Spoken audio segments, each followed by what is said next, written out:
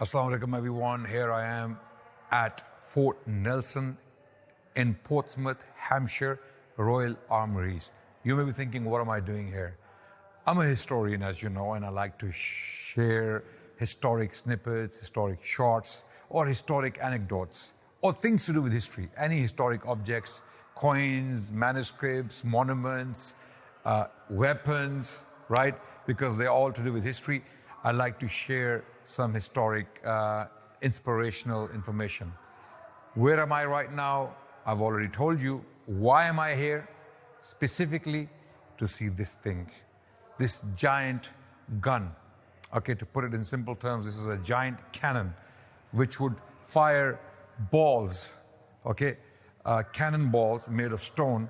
And guess what, everyone? This is an Ottoman manufacture. This was made by the Ottomans. You may be thinking, hold on a second, but we have heard of a cannon that broke the walls of Constantinople in 1453, and that particular gun or that cannon was made by a Hungarian cannon maker or a Hungarian manufacturer. But this is not the same gun. It is inspired by that particular gun. We know the history that Sultan Muhammad al-Fatih was very driven and motivated to do what his ancestors and predecessors couldn't do. What was that? To take Constantinople. This was the dream of all major Ottoman sultans before Sultan Muhammad al-Fatih, including his father Sultan Murad Khan. But they couldn't do it. Here we have this young man in his early 20s, and he is bent upon taking the city of Constantinople for Islam and Muslims. And in order to achieve that, he will do anything. So there is this man called Oban, right? He is Hungarian, he is a gun maker, and he goes to the Byzantines, the Romans first, to offer his services to them. And obviously, the Romans didn't have any, desire to break the walls of another city because they had more to defend rather than attack.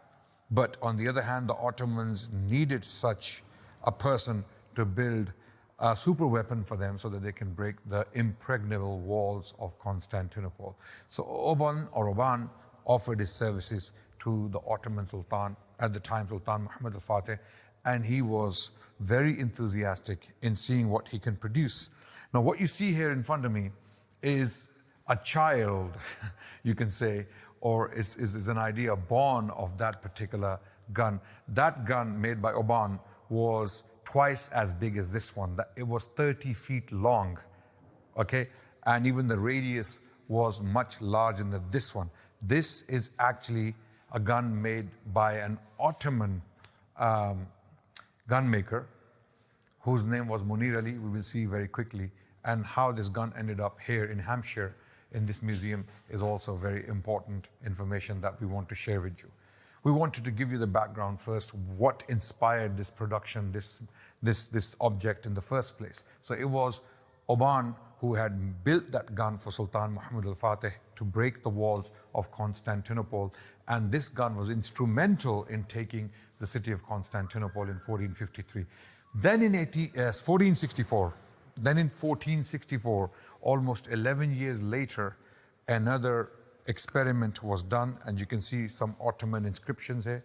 This gun was produced in 1464, and these are later inscriptions. Of course, they're not from the time. What we see from the time is right here, and the dedication to the Sultan and the name of the manufacturer and the date is very clearly inscribed on the front. So this is 3.5 feet radius. It's a very huge gun which has the potential to inflict major damage to the people who are being fired upon. Okay, so here it states, Allahumma bin Nasri, okay, Sultan Muhammad Khan. That's very clearly inscribed there. Then it says, Fi Tarikh. The date is Sana Sittin wa Thamanmiya, 860 Hijri to be precise.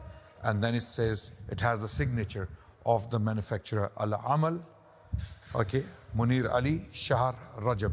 Fi Shahr Rajab, in the month of Rajab, 860 Hijri, it was completed.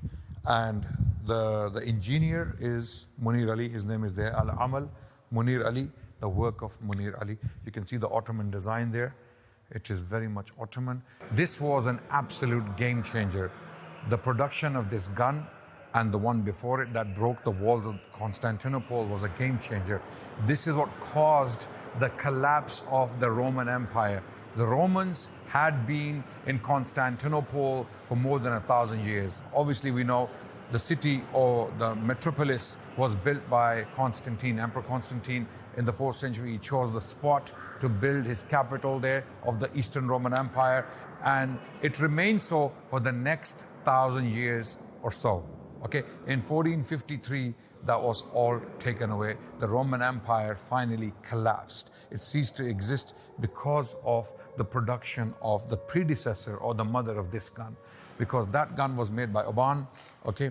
It was twice as big as this. This is 17 feet long. That was 30 feet long, okay? It was bigger in radius, okay? You can see it came in 2 pieces. It was screwed together, okay? So the cannonball would be put there and it would be fired. It's now closed from the behind to the back, but this is where the fire would be put and the gun would fire, okay? So this is an absolutely fascinating piece of art, piece of weaponry, armory, call it what you like, and this was an absolute game changer. It changed the dynamics of warfare thenceforth. From 1453 onwards, when the bigger version was produced, and then later on Ottomans produced their own version, this was an absolute game changer, and arms race changed forever. And this gun was used for the next 300 years. Even in 1807, this very gun was used against the British Navy that tried to prevent the Ottomans from participating in the Russian war against Britain, right? Then in 1866, this very gun was gifted by Sultan Abdulaziz to Queen Victoria, who was the monarch of Britain at the time.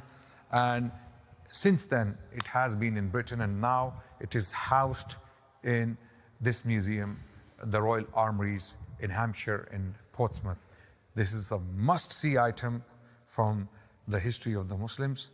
Very, very powerful weapon, inspired directly by the example of Sultan Muhammad al-Fatih and his engineer Oban, who had offered his services to take the city of Constantinople. And then the Ottomans produced their own model, which is here right now. This is the very real thing.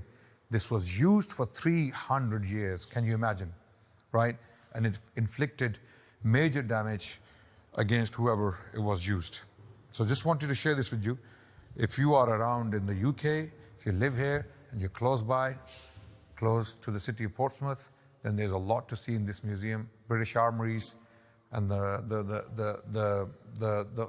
I can say the biggest attraction here would be this gun made by the Ottomans. Thank you.